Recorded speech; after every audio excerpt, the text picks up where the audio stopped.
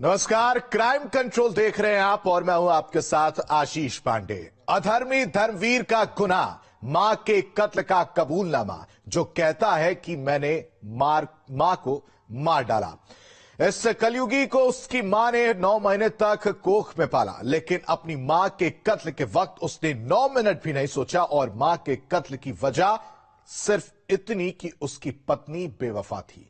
बेवफाई का सिला प्रतापगढ़ में भी एक शख्स को मिला जिसको उसकी पत्नी ने अपना हाथों मौत के घाट उतार दिया, लेकिन कब्र की गहराई से जब लाश बाहर आई तो कत्ल की सच्चाई सामने आ जाती है और कैसे एक भाई जमीन के लालच में अपने भाई का कातिल बन जाता है। जुर्म की दुनिया से आई हर खबर से पर्दा उठाएंगे, ऐसी वारदात जिनकी हकीकत सुनकर आपकी रूह कांप जाएगी। लेकिन सबसे पहले नजर क्राइम की सुर्खियों पर। प्रस्तुत करता क्विक हील। आपके पीसी में कौन रहता है, वायरस या क्विक हील? सह प्रायोजक महर्षि university, a place for cultivating courteous, independent, creative thinkers। और सलोनी कच्ची घानी सरसों तेल, सेहत भी स्वाद भी।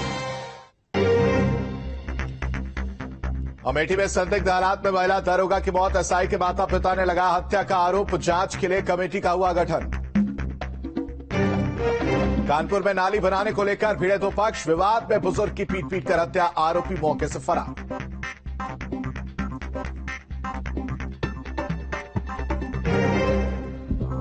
नोएडा में साइबर ठगों का खुलासा, 2 आरोपियों की पुलिस ने किया गिरफ्तार, अब तक लाखों की ठगी कर चुके हैं आरोपी।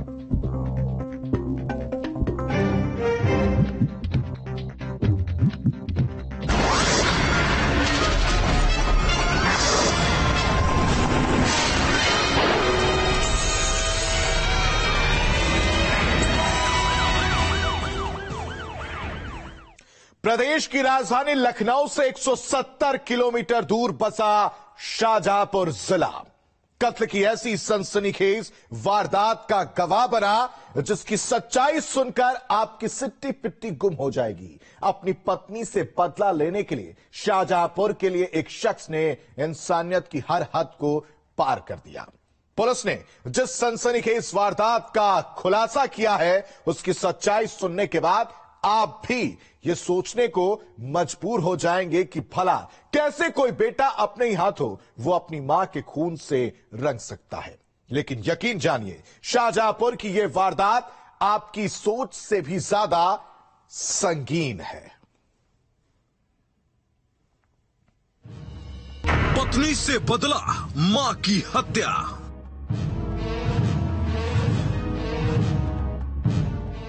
मां के खून से रंगे बेटे के हाथ।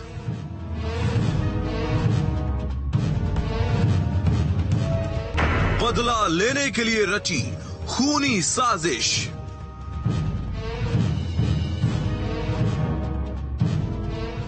मां के कातिल बेटे का खुलासा।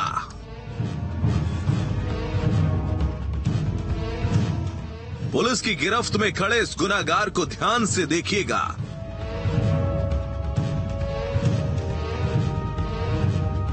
इसके हाथ भले ही साफ हैं, लेकिन इसकी रूह पर एक ऐसे जुर्म का बोझ है जिसकी सच्चाई सुनकर आपकी नफ्स भी आपसे पूछ उठेगी कि बदला लेने में कैसे कोई गुनाहगार इंसानियत की हर हद को पार कर सकता है।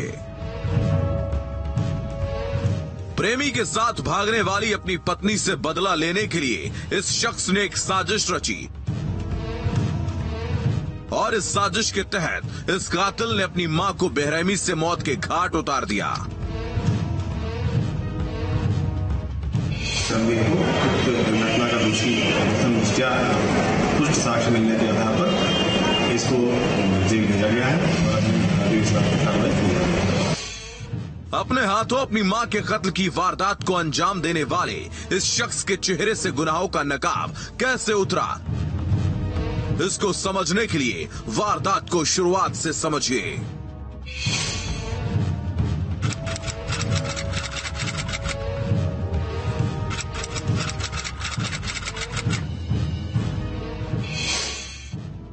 एक अप्रैल 2022 के रोज शाहजहांपुर का मही खुर्द गांव में 70 साल के एक बुजुर्ग महिला पर जानलेवा हमले की सनसनीखेज वारदात को अंजाम दिया गया।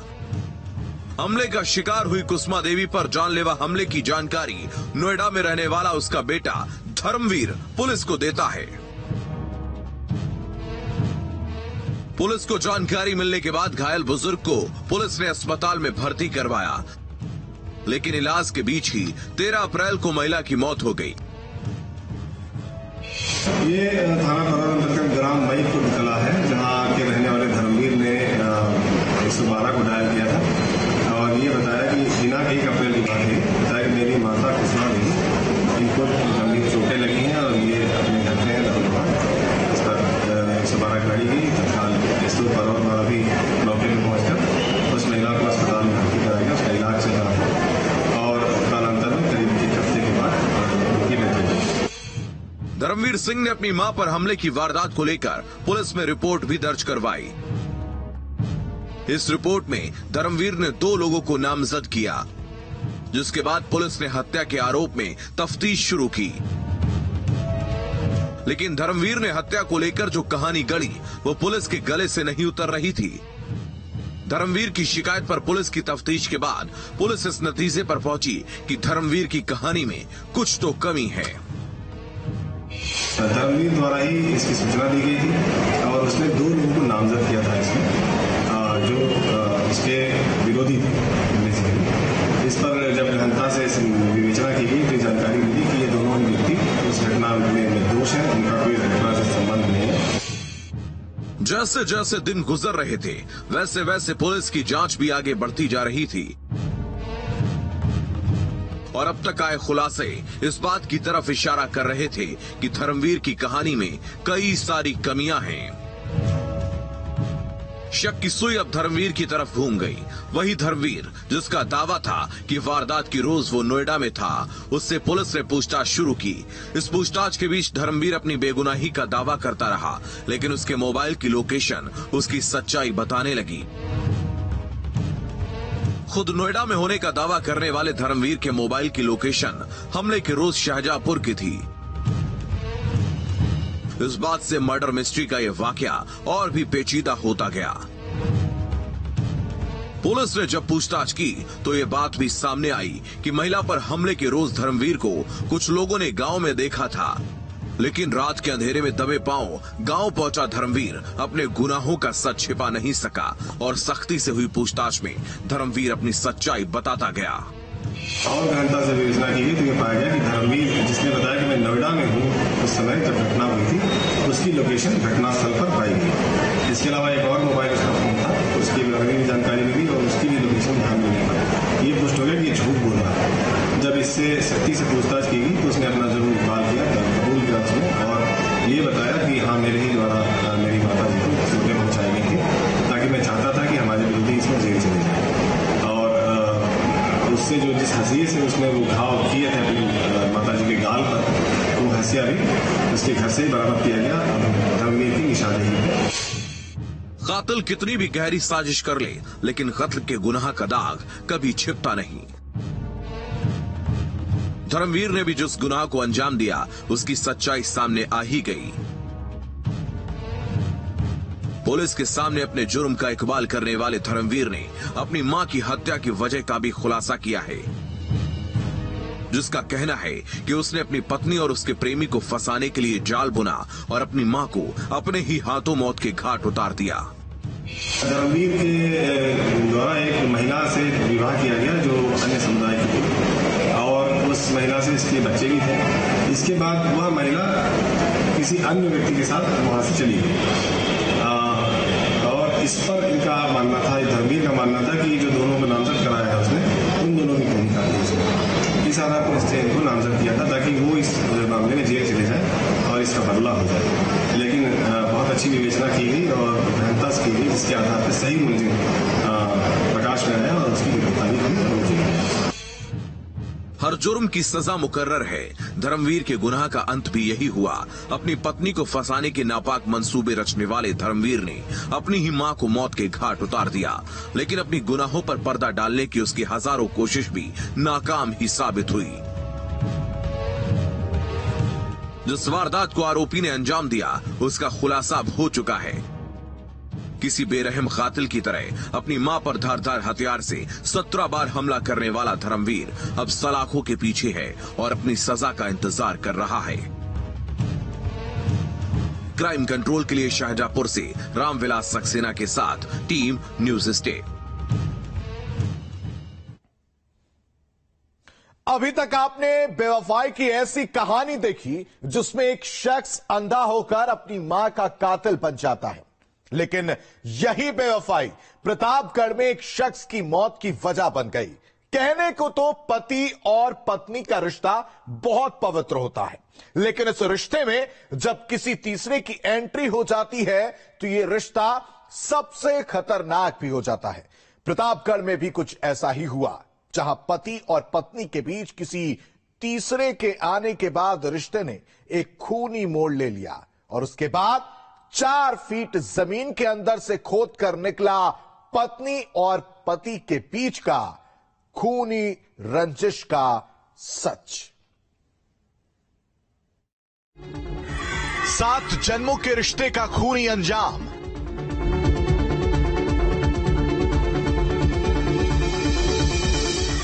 पति के कत्ल की खूनी कहानी।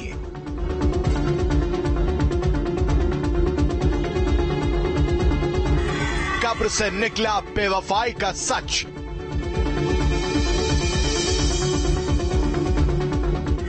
गंगा के किनारे दफन रिश्तों की लाश। लोगों की भीड़ लगी है, बड़ी संख्या में पुलिस की मौजूदगी है। एक लाश की खुदाई चल रही है और गांव का एक एक शख्स ये सोचने को मजबूर है कि पति और पत्नी के रिश्तों के बीच तीसरे मौजूदगी ने 7 जन्मों के वादे को हमेशा हमेशा के लिए दफन कर दिया। सिटकिया गांव में पति और पत्नी के रिश्तों के तार तार होने की सनसनीखेज वारदात को शुरुआत से समझिए।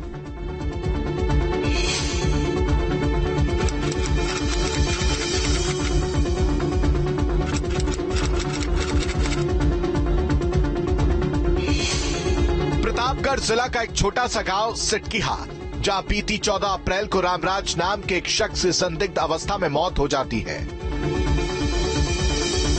मौत के बाद रामराज की पत्नी और घर वाले लाश को रातों रात गंगा किनारे गहराई में दफना देते हैं, लेकिन गुनाहों की लाश कितनी भी गहरी दफनाई जाए, कब्र से सच्चाई का ताबूत जरूर बाहर निकलता है। कुछ ऐसा ही हुआ यहां भी। मृतक रामराज के भाई रामसूरत को जब अपने भाई की मौत की खबर मिली तो वो मुंबई से अपने गांव लौट आया। 19 तारीख को पुलिस में तहरीर दी जाती है। आरोप ये कि रामराज को मौत के घाट उतारकर उसका शव बड़े ही शातिराना तरीके से दफना दिया गया। देखिए, 19 अप्रैल को एक प्रार्थना पत्र थाना हथीगवां पर प्राप्त हुआ था, जिसमें कि जो वादी हैं रामसूरत पटेल, उनके द्वारा आरोप लगाया गया कि उनके भाई की 14 तारीख को जो डेथ हुई थी और उसमें उनके भाई की पत्नी और उसके एक साथी के द्वारा इनको आशंका है कि उनके द्वारा उनकी हत्या की गई और बगैर किसी पोस्टमार्टम के उनके शव को दफना दिया गया था। रामसूरत के आरोपों के साथ पुलिस ने मामले में तहकीकात शुरू की। जिन लोगों पर रामसूरत ने शक की उंगली उठाई थी उनमें मृतक की पत्नी और उसका आशिक शामिल था, जिसके बाद दोनों ही आरोपियों से पुलिस ने पूछताछ शुरू की। पुलिस की पूछताछ में अपराध की एक एक परत खुलती चली गई और सामने आने लगी एक ऐसे अपराध की सच्चाई जिसने पति और पत्नी के 7 जन्मों के रिश्ते को पल भर में तार तार कर दिया। जांच की गई तो जांच में कुछ तथ्य प्रकाश में आए, जिसके क्रम में उसी दिन थाना स्थानीय हथीगवां पर मुकदमा पंजीकृत किया गया। अब तक हुई पूछताछ में यह साफ हो चला था कि जिस वारदात को छिपाने के लिए लाश को दफन किया गया, उस संगीन वारदात के पीछे बेवफाई का हाथ है। उस बेवफा पत्नी ने अपने आशिक के साथ मिलकर इस वारदात को अंजाम दिया और दुनिया से चोरी छिपे सबसे नजरें बचाकर अपने पति को कब्र के अंदर दफन कर दिया। लेकिन पूछताछ में उसके गुनाह जमीन की गहराई से भी बाहर निकल गए। जिला अधिकारी के आदेश के बाद नदी किनारे दफन लाश को बाहर निकालने की कवायद शुरू हुई और शव को पोस्टमार्टम के लिए भेजा गया, जहां आरोपी पत्नी और उसके आशिक के गुनाहों की सच्चाई खुलने लगी। इसमें विधिक प्रक्रिया के अनुसार 176(3) के अंतर्गत इसमें पोस्टमार्टम के लिए जिलाधिकारी प्रतापगढ़ से भी बंदोबस्त स्थापित किया गया। इनका दोबारा से पोस्टमार्टम कराया जा रहा है और अन्य विधिक कार्रवाई इसमें की जा रही है। कातिल भले कितनी साजिश रच ले, जुर्म को अंजाम देने वाला भले कितना प्लान बना ले, भले ही अपने जुर्म की लाश को जमीन की गहराई में दफना दिया जाए, लेकिन हकीकत का ताबूत जब खुलता है तो हर कातिल को उसके गुनाह की सजा मिलती है। प्रतापगढ़ में भी आशिक के साथ मिलकर पति से बेवफाई करने वाली उस महिला को उसके अपराध के अंजाम तक पहुंचाने के लिए पुलिस ने कमर कस ली। अपराधियों पर शिकंजा भी कस लिया गया और कत्ल की उस वारदात में इंसाफ किया जा रहा है। क्राइम कंट्रोल के लिए प्रतापगढ़ से ब्रिजेश के साथ टीम न्यूज स्टेट।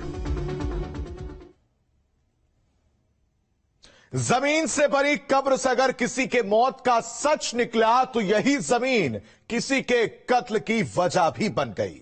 हम बात करें अब हरदोई की, जहां जमीन की लालच एक कत्ल की वजह बन गई। जमीन के टुकड़े की लालच में एक शख्स हर हद को पार कर गया। लालच ने कैसे एक परिवार को शिकार बना लिया और एक टुकड़े के लिए कैसे खून की नदियां बह गईं। आखिर क्यों एक भाई अपने भाई का कातिल बन गया? कैसे जमीन का लालच परिवार को बर्बाद कर देता है, देखिए इस रिपोर्ट में। जमीन के विवाद में बही खून की नदी।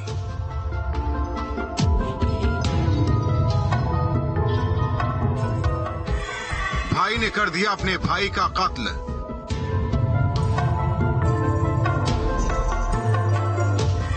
लालच में बर्बाद हुआ एक पूरा परिवार। भाई का कत्ल, बाप गंभीर रूप से घायल।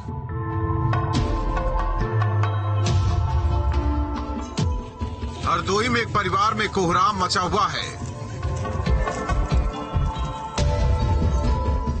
रोते बिलखते लोग इस सोच में हैं कि जमीन की लालच में कोई भला कैसे अपनों को हमेशा हमेशा के लिए मौत की नींद सुला सकता है। कैसे कोई बेटा बाप पर हथियार उतार देता है। हरदोई में हुई कत्ल की इस वारदात की वजह बना 1.5 बीघा जमीन का टुकड़ा, जिसकी लालच में एक हंसता खेलता परिवार पूरी तरह बर्बाद हो गया। एक भाई ने अपने छोटे भाई को मौत की नींद सुला दिया। अपने पिता पर हमला करके उसे बुरी तरह घायल कर दिया और इन सब के पीछे वजह रहा जमीन का बस एक छोटा सा टुकड़ा। राधे श्याम ने किसको मारा है? मेरे पति को मारा। उनका नाम क्या? विजयपाल। ये कितने भाई हैं? 3 लोग। अच्छा, किस विवाद से हुई थी ये झगड़ा?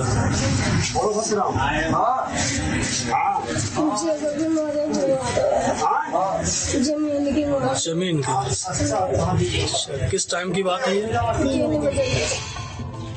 इस विवाद की शुरुआत हुई 2 भाइयों के बीच जमीन के बंटवारे के साथ।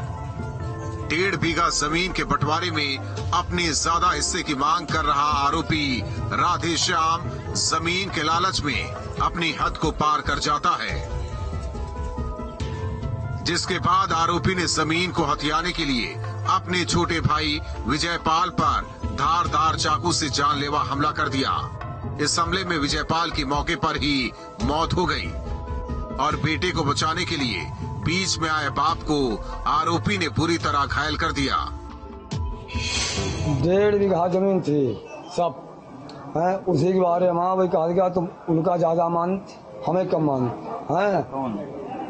बड़े वाले लड़का राधे श्याम, तब राधे श्याम ने एक बारे वही उनकी लड़ाई भाई और लड़ाई हुई के छोटे भाई के चाकू मारो है। और जो भैया बताओ उनके राम उनके बाप, तो उन्होंने चाकू मारो।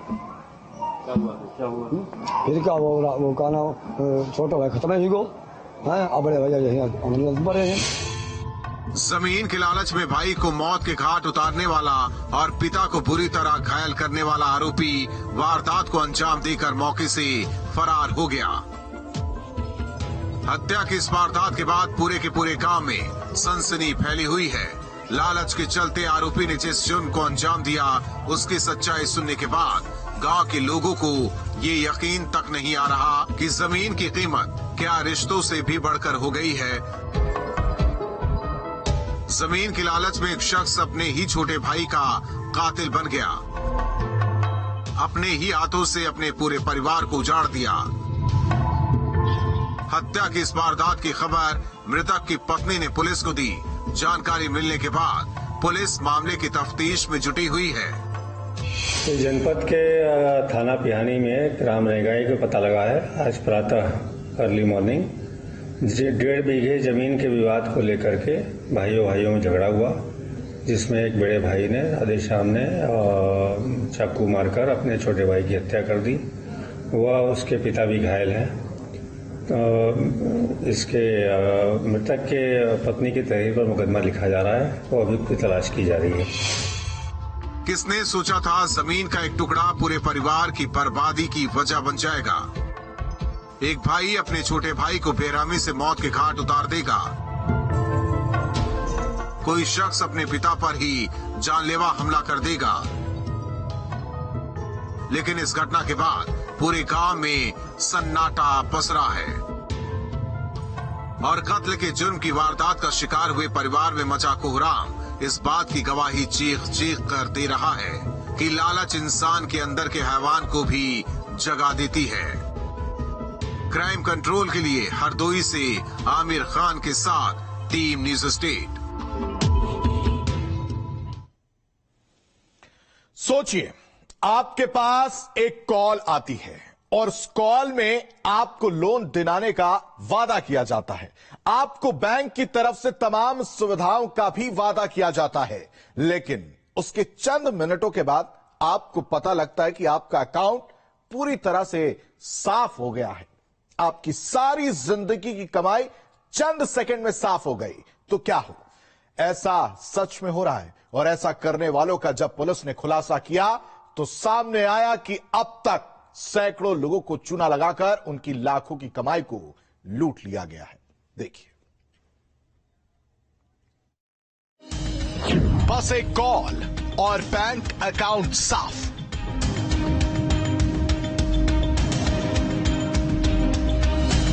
लाखों की ठगी करने वालों का पर्दाफाश।